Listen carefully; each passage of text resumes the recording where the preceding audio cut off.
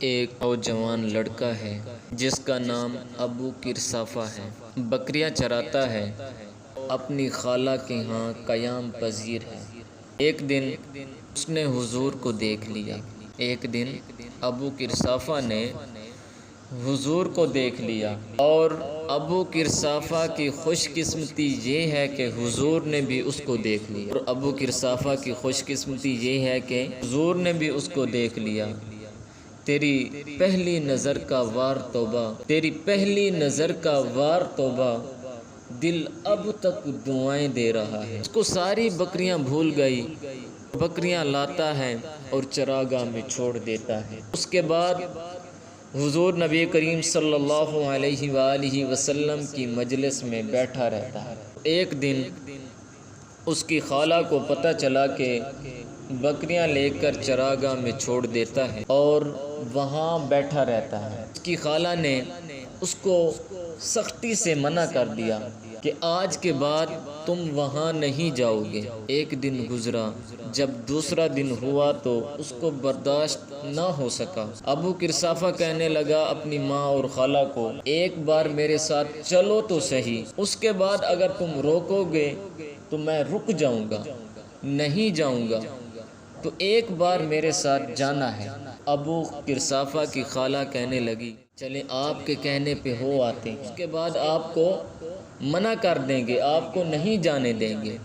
تو ابو کرسافہ اپنی ماں اور خالہ کو لے کر حضور صلی اللہ علیہ وآلہ وسلم کی دہلیز پر پہنچے اور تھوڑی دیر وہاں بیٹھے رہے۔ اس کے بعد وہ واپس چلے آئے۔ ابو کرسافہ سوچ رہے تھے کہ پتہ نہیں میری ماں اور خالہ کیا کہتی ہیں، کیونکہ ابو کرسافہ کا مستقبل اسی پہ لگا ہوا تھا۔ وہ سوچ رہے تھے کہ ماں اور خالہ کیا کہتی ہیں۔ تھوڑی دیر کے بعد ابو کرسافہ کی خالہ بول پڑی، ابو کرسافہ، دنیا میں اتنا سونا بندہ کبھی نہیں دیکھا۔ لکھاں لوگ آئے زمانے تے، محبوب خدا جیاں کوئی نہیں۔ لکھاں لوگ آئے زمانے تے، محبوب خدا جیاں کوئی نہیں۔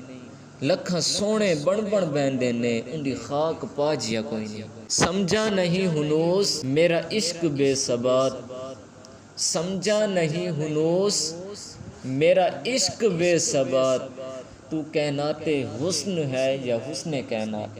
ابو کرسافہ کی خالہ کہنے لگی، ابو کرسافہ کتنا سونا چہرہ تھا، کتنے سونے کپڑے تھے، اور کتنے سونے بولتے تھے۔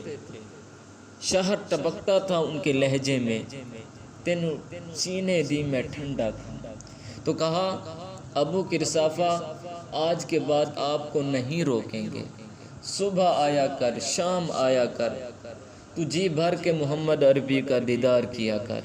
مکھ چند بدرشا شانیے، متھے چمک دی لاٹ نورانیے، کالی زلف تے اکھ مستانیے، مخمور اکھی ہن مد بھریاں،